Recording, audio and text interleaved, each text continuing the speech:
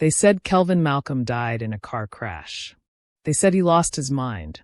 They said a lot of things. But Jasmine Monroe, just a broke girl with a crumpled résumé and a kind heart, saw something different in the man behind the beard, the rags, the silence. What she didn't know was that he was a fugitive CEO hiding from the very company he built, and the powerful uncle who tried to end him. Hello family, welcome to True Life Stories. Please subscribe and leave a like for us, it means the world to us. Also share this video to your friends and loved ones and turn on post notifications so you don't miss future videos from us. Thank you as you do so. Sit back and relax as we dive into the story. The rain had stopped an hour ago, but the city still wore the scent of wet asphalt and wilted newspapers. Clouds hung low like tired ghosts, and the streets bustled with their usual symphony of engines, footsteps, and murmurs of the rush hour. Among the crowd was Jasmine Monroe, 23, dressed in a slightly wrinkled blazer too large for her frame, holding a worn leather folder in one hand and a plastic grocery bag in the other. Inside the folder was her resume, 4 pages of ambition, underemployment, and unpaid internships. Inside the bag, a lunch she couldn't afford to lose: rice, 2 chicken wings, and a small bottle of water. That meal had cost her the last $7 in her wallet. But today was important. She had a job interview for a junior assistant position at one of the biggest firms in the city, Malcolm Tech. If she landed it, maybe things would finally start to turn. Her phone buzzed. 9:37 a.m. Crap, she muttered. She was late. Thinking quickly, she ducked into an alley, a shortcut she had never used before. The alley was narrow, barely wide enough for 2 people to walk side by side, and littered with damp flyers, broken bottles, and the occasional rat darting between shadows. Her heels clicked awkwardly against the uneven pavement.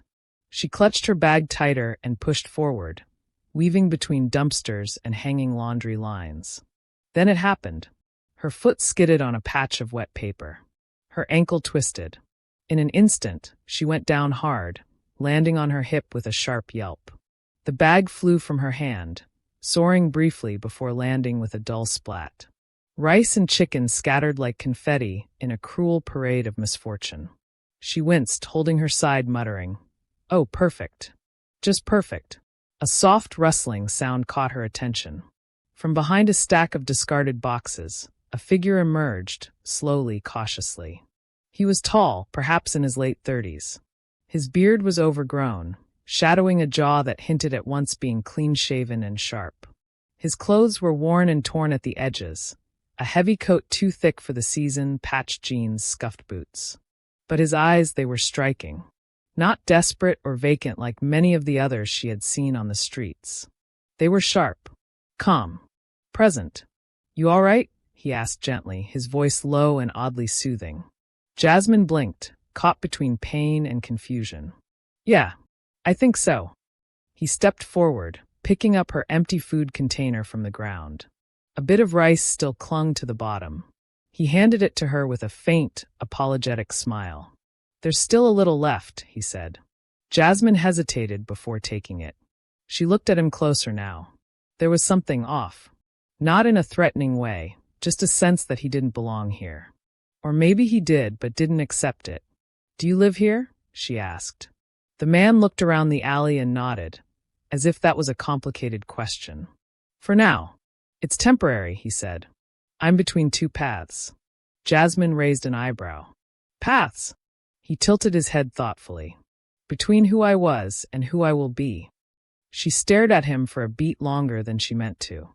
What kind of homeless guy talked like that? He sounded like a poet. Or a philosopher. Then she saw it, his foot. A deep cut ran across the top of it, still bleeding through the torn edge of his sock.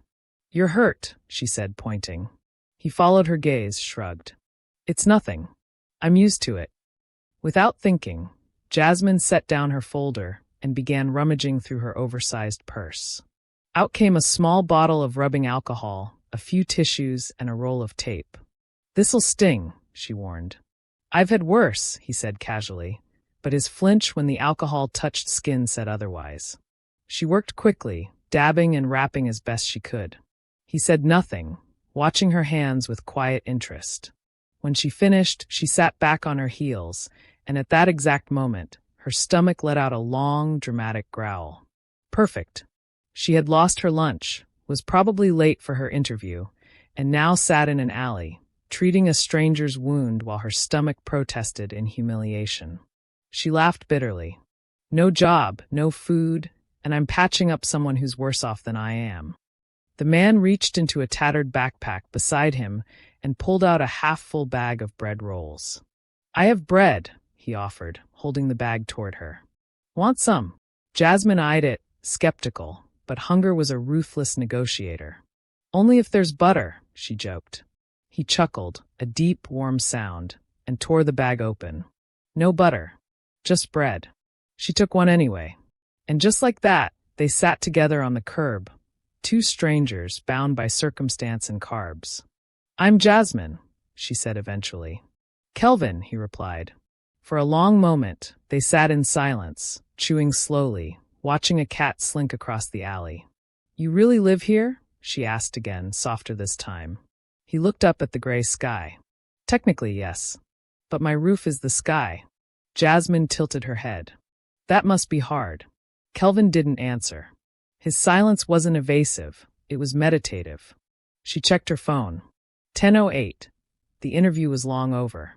She stood up slowly, brushing dirt from her skirt. She picked up her resume, smudged now, but still legible. Well, good luck, Kelvin. He nodded. You too, Jasmine. She turned and walked out of the alley, the city swallowing her in one stride. But in the pit of her stomach, deeper than hunger, was a strange, lingering feeling. She had just met a man who had nothing, and yet, somehow, didn't seem lost at all.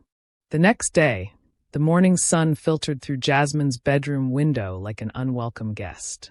She lay in bed longer than usual, phone in hand, staring at a notification on her screen. We regret to inform you. Another rejection. Her sixth this month. With a sigh, she threw her phone aside and dragged herself up. The floor was cold under her feet, and the coffee machine grumbled louder than she felt emotionally prepared for. She poured herself a bitter cup and sat at her tiny kitchen table, chewing absently on a piece of dry toast. Her thoughts kept circling back to yesterday. Not the job. Not the fall. Him. Kelvin. There was something about him that she couldn't quite let go of. The way he spoke. The stillness he carried.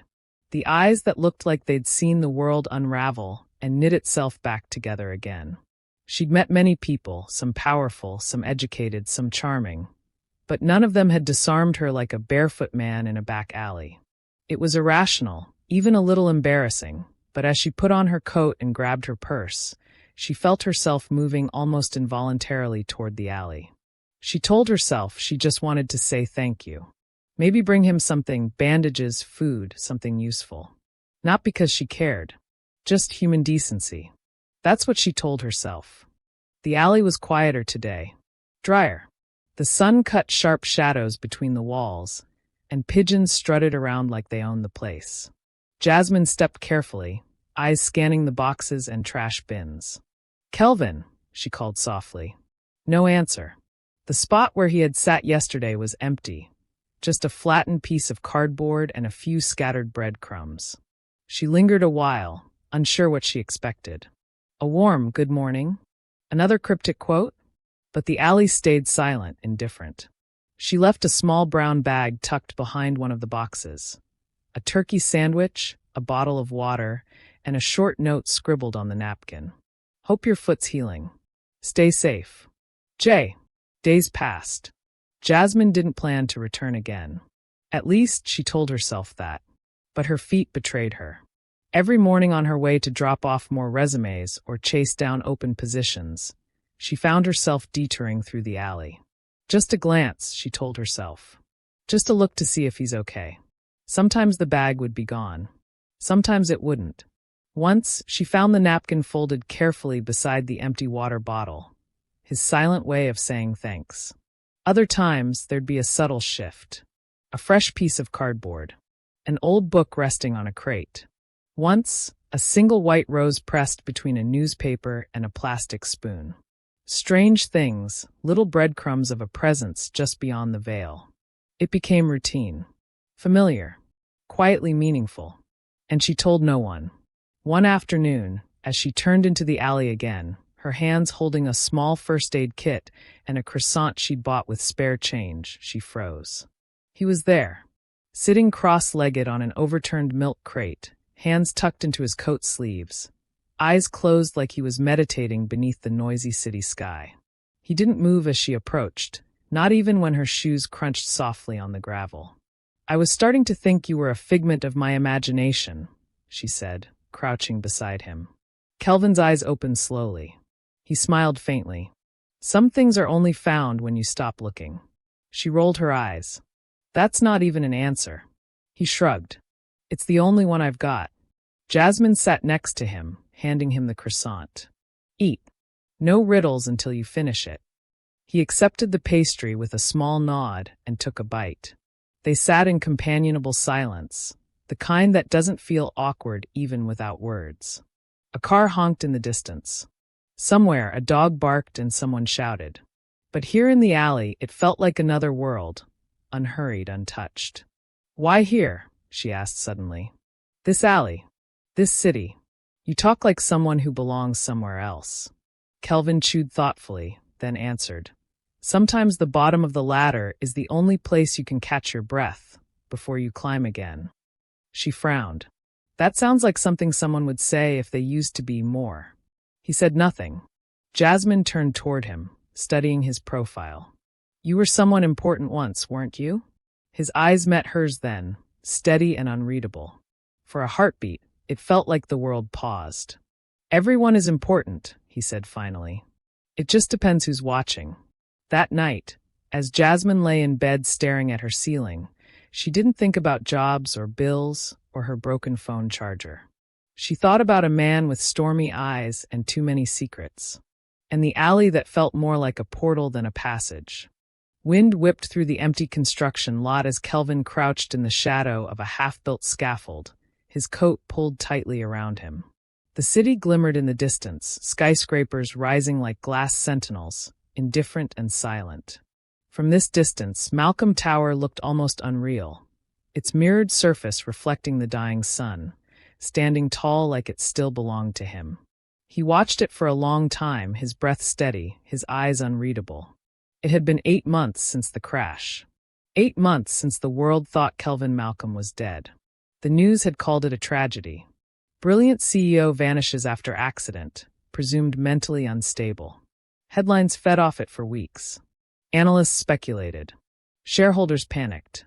But no one questioned it too hard. Not when Leonard Malcolm, Kelvin's uncle and the company's vice chairman, stepped up with such convenient timing. Kelvin ran a hand through his head and closed his eyes. It had almost worked. The night of the crash came back in vivid fragments. A sharp turn on a rain-slicked road. Headlights in the rearview mirror that wouldn't disappear. The crunch of metal. The spinning. The black. He had woken up not in a hospital, but in an abandoned farmhouse, bandaged and groggy, with Marcus at his side. Marcus Rivas, his old friend, his head of security, and the only one who hadn't betrayed him. "Leonard tried to finish the job," Marcus had said grimly. "But I got there first." Kelvin had tried to stand. "Failed. You can't go back yet. They'll have you committed before you can even open your mouth." That was when the plan had begun. No grand statements. No press conference. No war with lawyers. Not yet. Instead, Kelvin had disappeared, faded into the background, shaved his identity down to bone, and vanished beneath the city he once helped shape. He walked the streets where his name no longer meant anything. Slept in shelters, learned to stay invisible, learned how to listen. Because while people fear power, they ignore the powerless. And in that invisibility, he began collecting pieces of the puzzle. He had discovered it slowly. First, the fake medical records, claims that he was mentally unstable, suffering from hallucinations and paranoia. Then the bank transfers, the offshore accounts, the shell companies siphoning money from Malcolm Tech's clean public image. Leonard had always played the long game. Kelvin just hadn't seen how far he'd go. Malcolm Tech was more than a business. It was legacy, his father's dream, his mother's pride. And now it was being carved up by a man who'd once told bedtime stories and taught him how to hold a fishing rod. Betrayal didn't sting anymore. It had evolved into something colder, sharper. Kelvin stood now in front of a narrow metal door wedged between two buildings. Marcus had left a symbol scratched into the frame, an old code they used when they were kids playing spy games. He pushed it open. The inside was dark, filled with broken equipment, paper files, and a mattress rolled up in one corner. It had once been an old internet cafe. Now it was their war room. Marcus looked up from a screen cluttered with grainy surveillance footage. "You're late." Kelvin pulled off his coat, revealing a hidden pocket filled with flash drives. "I was with Jasmine." Marcus arched a brow. "The girl from the alley?" Kelvin nodded. "She's smart. Too smart. She's already connecting dots." Marcus leaned back, folding his arms. "So, you getting sentimental?" Kelvin didn't answer. He placed the drives on the table. "She works at Malcolm now. Marketing. Entry level." Marcus blinked. "You serious?" "I didn't plan for it. She just showed up." "Fate," Marcus said dryly. "Coincidence," Kelvin replied. But his tone lacked conviction. He pulled up a feed, Leonard, entering a luxury suite at the Malcolm Tower. Surrounded by men in suits. Foreign accents. Tense handshakes. The video didn't have audio, but the body language spoke volumes. "He's preparing to sell the AI prototype," Kelvin said. "The one you were developing before the accident?" Kelvin nodded. 3 years of research. My father's last project. It's being auctioned like scrap metal." Marcus exhaled. "He's running out of time. He'll move soon." Kelvin sat down heavily. "I need Jasmine inside. I need access to the internal network. Financials. Email chains. Contracts. Anything that proves he's not just corrupt, he's criminal." Marcus raised an eyebrow. "You trust her that much already?" Kelvin stared at the monitor, at the girl with the oversized blazer and fierce eyes who once patched up his bleeding foot without asking who he was. "No," he said, "but I trust what I see in her. And that's more than I can say for anyone else right now." Later that night, after Marcus left, Kelvin stayed alone in the hideout. The only light came from the flickering screen. He pulled out a photograph from his coat pocket, a worn image of his family, his father shaking hands with employees on opening day, Leonard smiling too wide in the background, and a much younger Kelvin, full of hope, standing beside his mother. He held the photo in one hand and Jasmine's napkin note in the other. 2 different worlds, both holding on to something fragile. He folded the napkin carefully and slid it into his wallet beside the photo. Not because of sentiment, because war demands reminders of what you're fighting for. Jasmine sat at her new desk, a small corner cubicle nestled between 2 gray dividers, smelling faintly of old toner and coffee that had been reheated too many times. It wasn't glamorous. Her monitor was slightly tilted, and the chair squeaked whenever she shifted. But it was hers. Her badge read J. Monroe, marketing assistant, and it clipped to her blazer like a silent promise that maybe, just maybe, things were beginning to change. The irony hadn't escaped her. Malcolm Tech. Of all the places in the city, of all the companies with all their job boards and gatekeeping HR departments, she had landed in the belly of the corporate giant her alleyway mystery man had once whispered cryptic lines about. Since she saw that photo, Kelvin, clean-cut, suited, smiling faintly from the corner of a glossy company history wall plaque, something inside her had shifted. He hadn't lied to her, but he hadn't told her the truth either. Now she walked through these halls where his legacy still lingered, like perfume long after the wearer had left the room. Senior execs still spoke his name with a hesitant reverence. Some called him a visionary. Others whispered about the breakdown. Some even speculated he'd faked his death. Jasmine knew better. She had seen the life in his eyes. The grit. The sorrow. The buried fire. He was very much alive. "Hey, Jules," a voice called, snapping her out of thought. It was Lana, her supervisor, an easygoing woman in her 30s with thick-rimmed glasses and a coffee mug that said, "Design is thinking made visual." You're on the Finch project, yeah? Check the internal folder. Some of the ad spend reports are wonky. We think someone double-billed last quarter. Jasmine nodded. On it. As she sifted through documents and data logs, she kept her eyes peeled. Half for the Finch errors, half for something else. Anything that seemed off. Financial irregularities. Unusual authorizations. Her fingers hovered over line items, scanning more than they needed to.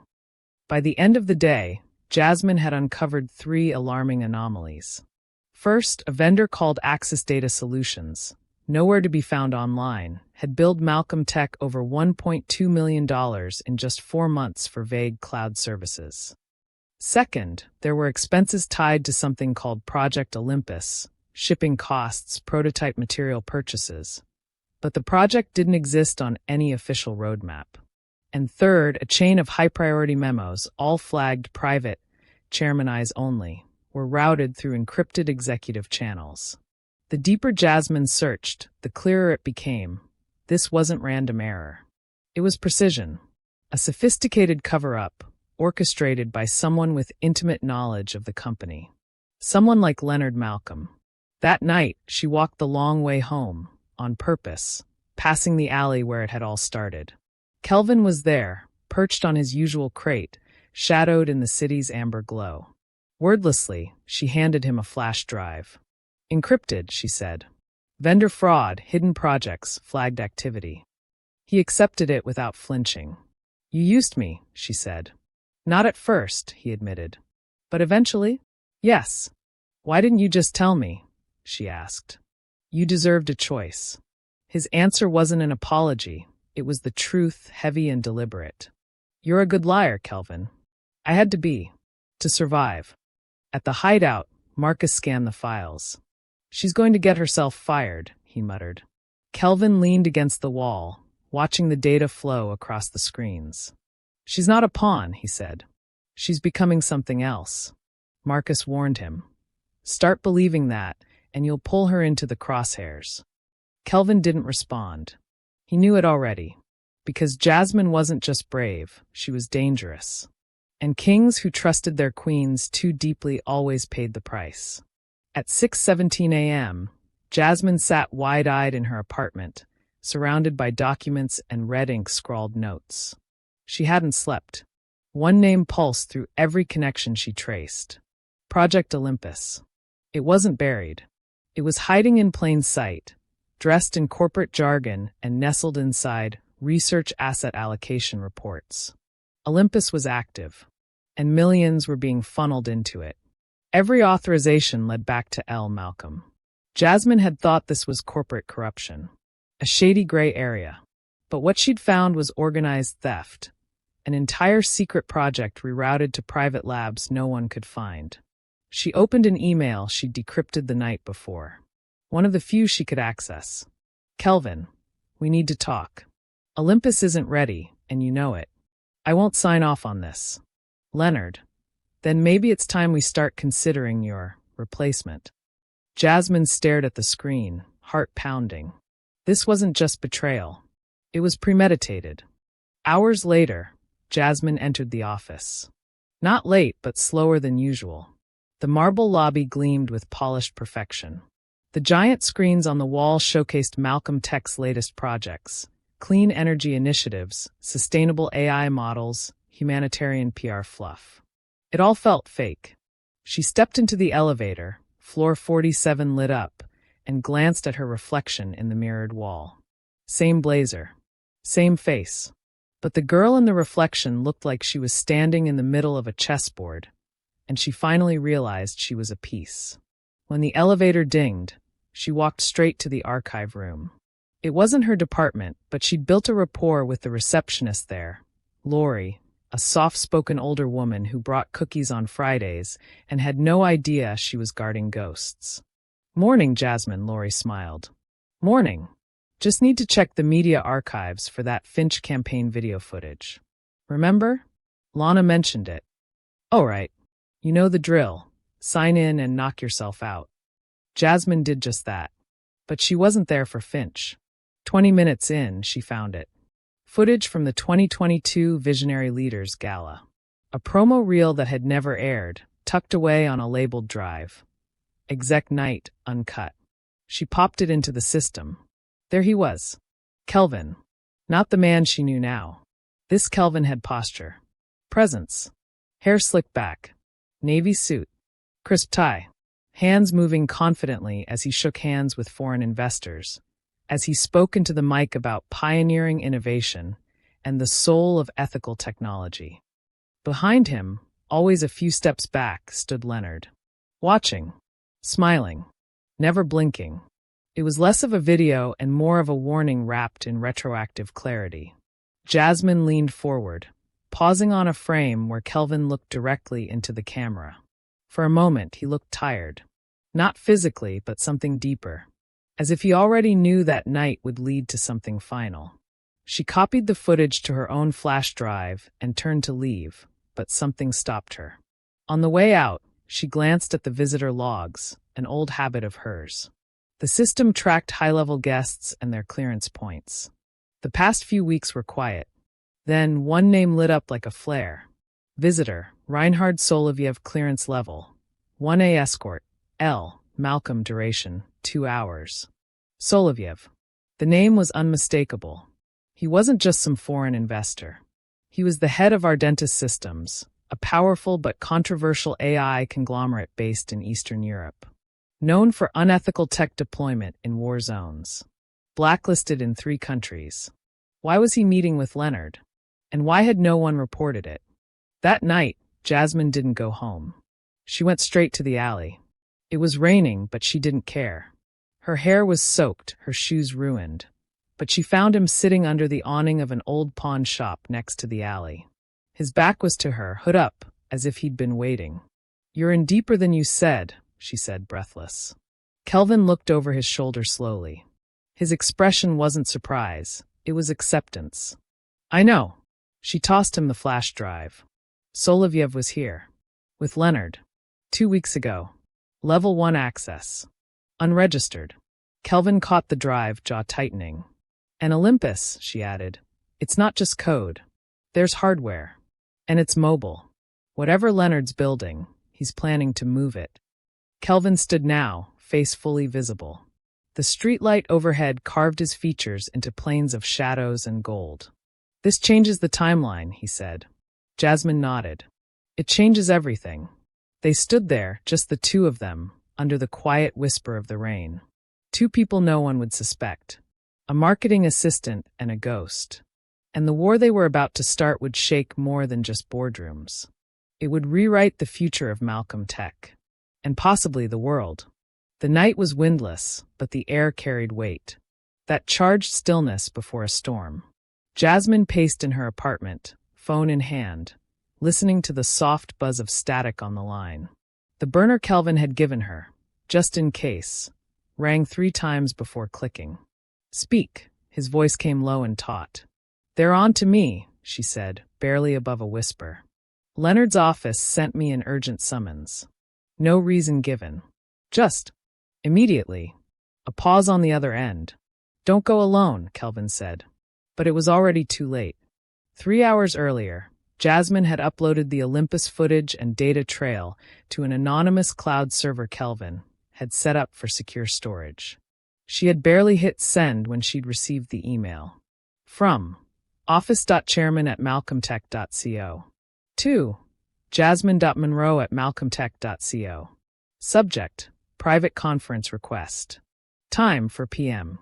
Location, floor 51, Chairman's Wing. She had never even seen the 51st floor. Most employees never did. It wasn't on the official floor directory. And now she was being summoned there like a chess piece chosen for sacrifice. At 3:58 p.m., she stepped into the private elevator hidden behind the east reception wall. The walls were mirrored black glass. No buttons. It moved silently. At 4 p.m. sharp, the doors slid open. The 51st floor was cold.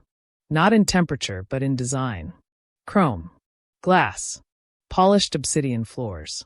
Walls lined with abstract art that looked like tension incarnate. Soft classical music played. Something disarmingly gentle, masking the smell of danger beneath. Jasmine was led by a tall woman with no name tag and no words. Her heels echoed sharply down a corridor, then stopped before a thick mahogany door. She knocked once and opened it. "Miss Monroe," came the voice from within, smooth as silk steeped in poison. Leonard Malcolm stood behind his desk, wearing a dark gray suit and a smile that never quite reached his eyes. "Come in." Jasmine entered, trying not to show the weight in her chest. Her heart was thudding a little too loudly. She clasped her hands together behind her back to hide the trembling. Leonard motioned to the seat across from him. "No need for nerves. We simply want to understand a few things." A security officer stood by the far wall, arms folded. Not moving. Not blinking. Jasmine sat. Leonard folded his hands on the desk. "You've been doing some digging," he said. No accusation in his voice. Just the calm of someone who already knew the answer. "I research whatever I'm assigned," Jasmine replied evenly. Assigned," he mused. Interesting choice of words. You weren't assigned Project Olympus, or Axis Solutions, or the Internal Legal Archives, and yet your login appears in all three. Jasmine swallowed. "I'm proactive," she said. Leonard chuckled. "You're clever. I like that." He leaned forward slightly. "So let me ask you directly, Miss Monroe. Do you know Kelvin Malcolm?" A pause. Sharp as a blade. She met his eyes. "Only what I've read." He studied her. "You see, I've always admired loyalty," he said slowly. "It's what separates employees from infiltrators." He rose then, walked to the window behind him, looking out at the city. Kelvin was brilliant once. But he broke. Couldn't handle pressure. Started seeing enemies everywhere. The crash was unfortunate, but his mind had already gone before that. It was only a matter of time. He turned back. "I'm telling you this because I want to be generous. I think you've been manipulated.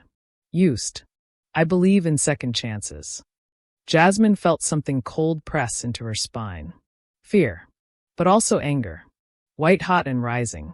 "Let's not pretend you're doing this out of concern," she said, voice tight. "You're not afraid I've been misled. You're afraid I've seen too much." A flicker, barely visible, passed across Leonard's eyes. Then the mask slid back into place. "You have potential," he said. "And potential is wasted when it becomes defiance." The door opened behind her. 2 more security officers stepped in. Jasmine stood.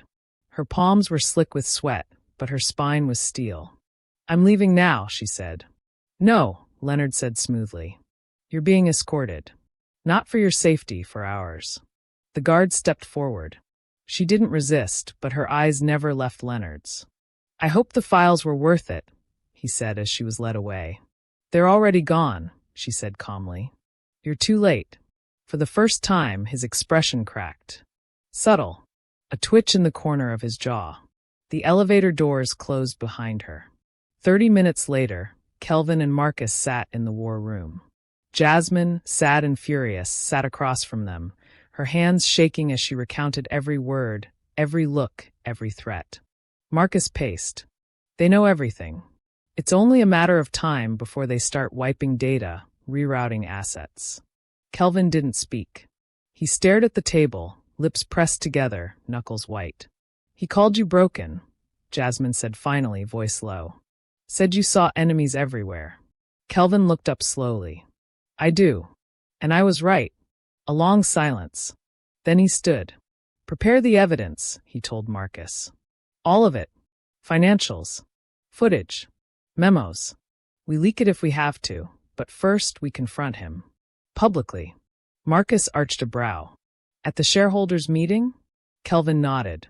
"Where the whole board can see the truth. Do we have enough?" Kelvin glanced at Jasmine. She looked exhausted. But she nodded. "You have me." That night, Jasmine found herself once again walking alone through the city. Her apartment lights were still off. Her email had been disabled. She was already erased from the Malcolm system. But something else had taken its place. Conviction. She had faced the devil, looked him in the eye, and told him no. And in doing so, she had become more than a pawn. She was a player now. And this game wasn't over. The Malcolm Tech annual shareholders meeting was not just a corporate formality. It was theater. Held in the grand atrium of the Malcolm Tower, the event was spectacle wrapped in power. Polished wood paneling, floor-to-ceiling screens, hand-picked orchestral background music humming through the air like an expensive lullaby. Waitstaff moved like shadows, serving imported wine and microplated hors d'oeuvres to men and women in suits that cost more than Jasmine's rent for a year. The company had branded the theme of this year's meeting, Legacy Reimagined. It was almost funny. At exactly 9 a.m., the lights dimmed, and a single spotlight cut through the ambient glow, falling on a wide, elevated stage at the front of the room. Behind it, an enormous LED screen displayed a sleek digital banner. Malcolm Tech Vision for the next decade. Then came the voice. Please welcome to the stage Malcolm Tech's chairman of the board, Mr. Leonard Malcolm. Applause rippled, polite and professional. Leonard walked out like a king returning to a loyal court. He wore a slate-gray three-piece suit, and his silver hair was slicked back, immaculate. He smiled the way politicians do, just enough to be warm, not enough to be human. He gave the usual speech. Global vision. Partnerships. AI innovation. Buzzwords stacked on buzzwords. Jasmine stood in the back, nearly invisible in the press of people. Her badge, contract guest, department liaison, was fake courtesy of Marcus. Her real name had already been wiped from Malcolm's employee registry. Kelvin stood behind the curtains, waiting. Before we proceed to the board voting and asset disclosures, Leonard said smoothly, I'd like to show you all something very special. A preview of what Malcolm Tech will be unveiling next quarter. A project that will redefine intelligent systems worldwide. He gestured toward the screen behind him. A logo appeared, Project Olympus. Beneath it, adaptive neural infrastructure for autonomous deployment. Jasmine's stomach tightened. The room murmured in approval. Investors leaned forward. Leonard continued. Olympus is not just artificial intelligence. It is artificial command. A fully adaptive unit, capable of environmental learning, strategic planning, and self-governed ethical decision-making. He paused for effect. And we have secured a strategic buyer. A global partnership that will ensure our leadership on the world stage. The lights dimmed further. And then, Kelvin stepped onto the stage. Gasps broke the room like a ripple of thunder. Phones went up. A few people even stood in disbelief. Leonard froze. Jasmine watched from the floor. Her pulse pounded in her ears. Kelvin was no longer the man in the alley. No longer the ghost. He stood straight, clean-shaven, tailored in a charcoal suit with a black shirt and no tie. No need for theatrics. His presence was enough. He walked to the podium. Calm. Deliberate. Good morning, he said, voice steady. My name is Kelvin Malcolm. I am the former CEO of this company. And the rightful one. More gasps. Flashes. Buzzing through phones and whispers like wildfire. Leonard stepped forward, barely controlling his expression. Security. No. A voice called from the front row. It was Evelyn Cho, senior board member and longtime family friend. Let him speak. Leonard's mouth twitched. Kelvin looked across the room. 8 months ago, I survived a car crash. Many of you believed I had disappeared due to mental instability. That was false. The truth is, the crash was not an accident. A beat of silence. I was removed. He reached into his jacket, pulled out a slim black case, and opened it. A small remote. Behind him, the screen lit up again. Footage began to play, grainy surveillance video. Leonard in his private suite, shaking hands with Reinhard Solovyev, flagged as a banned international AI dealer. Financial transactions. Offshore accounts. Email logs. Edited medical records claiming Kelvin had been diagnosed with paranoia. A string of shell companies used to redirect funds from Olympus. The room fell completely still. Then came Jasmine's voice, playing through the speakers. They're already gone. You're too late. Leonard's face turned pale. Everything you've just seen, Kelvin said, has been verified, time-stamped, and submitted to the Federal Trade Commission and the Department of Justice. A sharp crack broke the air. Leonard had slammed a fist on the podium. "This is slander," he snarled. "These are fabrications." "Then why?" Evelyn Cho asked coolly. "Did your executive assistant resign this morning and turn over their clearance files?" Leonard spun around. "Why?" Another board member chimed in. "Do none of Olympus's funds appear in the public fiscal reports for Q1? Voices grew louder. Accusations. Demands. Security moved forward, not toward Kelvin, but Leonard. "I built this company," Leonard barked. "No," Kelvin said, stepping forward. "You tried to sell it." And in that moment, the company shifted. The energy in the room turned. The weight of truth crushed the illusion. And Leonard Malcolm, master manipulator, architect of his own empire, was undone by his own arrogance. Later, after the meeting had been suspended and Leonard was escorted out under federal order, Jasmine found Kelvin standing by the executive balcony, overlooking the city he had disappeared into. "You did it," she said. "No," he replied quietly. "We did." She walked to his side. Her eyes scanned the skyline. "What happens now?" Kelvin exhaled. "Now I rebuild. The right way. Clean." He turned to her. "And I want you here. Beside me. Not just because you helped me bring the truth out, but because I see what you can become." Jasmine studied him. Not the suit. Not the title. The man she met in the alley. Broken, bleeding, but unbowed. She smiled. "I'm in." Kelvin stood by the wide glass window of his office. The same office that had once been stripped of his name, his photographs, his family crest. Now it bore everything again. The Malcolm name. The legacy. The weight. Behind him, the city moved with indifferent grace. Its traffic like rivers, its people like scattered lights. Below, on the building's front steps, news crews still lingered, waiting for the next headline, the next quote. But inside, everything was quiet now. Calmer. Leonard had been escorted out of the Malcolm Tower in handcuffs. Not with drama, but with evidence. And silence. His final words had not been declarations, but questions. How? When? Who? He never guessed it was the girl he overlooked. Kelvin turned as the door opened softly. Jasmine entered, hair pulled back, blazer loose over her shoulders. The badge clipped to her lapel now bore her real name, and a new title. Executive Advisor, Strategic Development. "Press is circling," she said, closing the door behind her. "And Marcus said 3 different firms have already offered to do a full-scale company rebrand." Kelvin raised a brow. "Rebrand? What, like new colors?" "New everything," she said. "They're calling it the resurrection of Malcolm." He smirked. "Sounds like a Netflix special." She walked toward him, standing beside his desk, the very one where Leonard once sat, scheming, smirking. Jasmine rested her hand on the edge. "He really almost got away with it," she said. Kelvin nodded. "He did. Until you showed up in that alley." There was a pause. Long, but not uncomfortable. Jasmine looked at him, searching. "Do you remember what you said to me that day?" Kelvin tilted his head. "I'm between 2 paths," she said. "Between who I was and who I will be." He gave her a half-smile. "You remember that? You bled on my sandwich, Kelvin. Hard to forget." They both laughed, quietly but freely now. It felt good.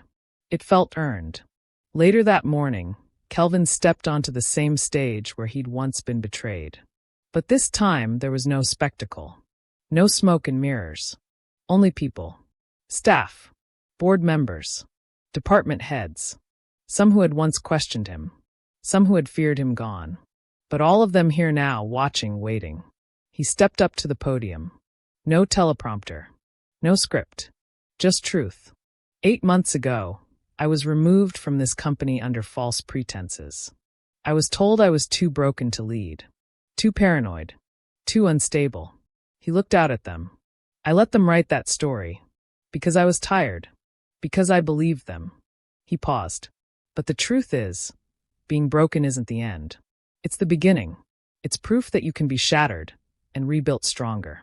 Murmurs. Eyes locking in. Attention sharpening. Malcolm Tech is not a company of invincibility. It's a company of resilience. We don't rise because we're flawless. We rise because we know how to stand back up. Applause began, soft at first, then steady, real. And Kelvin didn't smile for the crowd. He looked to the back of the room, where Jasmine stood, watching, and smiling for both of them. That evening, Jasmine found herself back in the alley, the one that started it all. The cardboard was gone. The trash bins were gone. A cleanup crew had come through as part of the city's response to the scandal. But the memory was untouched. She sat on the curb. Same spot. Same crack in the sidewalk. Only now, the girl sitting there had a seat at the table upstairs. And she'd earned it by staring power in the face and refusing to blink. Kelvin stepped out of the shadows behind her, 2 coffees in hand.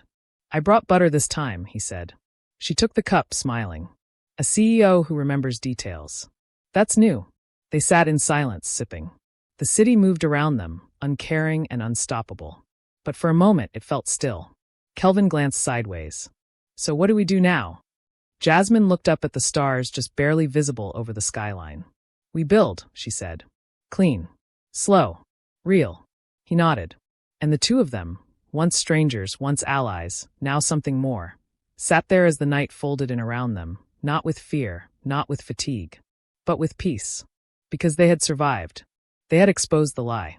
And now, they were writing something new. Together. We have come to the end of the story. I hope you enjoyed it. Leave a like and subscribe to my YouTube channel for more interesting stories.